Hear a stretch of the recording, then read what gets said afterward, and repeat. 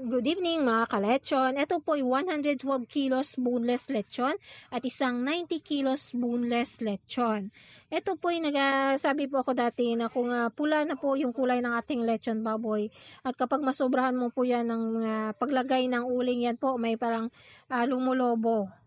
Yan po sa may pigi na part ng ating lechon baboy. Hindi na po yan puputok, aalsa lang po siya, no?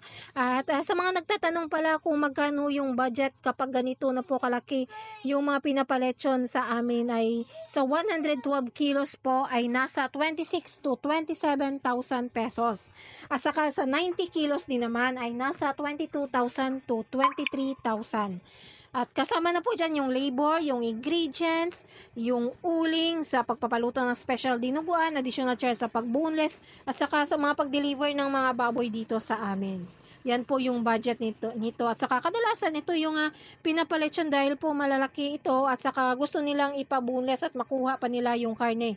At mailuto nila sa iba pa nilang mga kakailanganin na mga menu.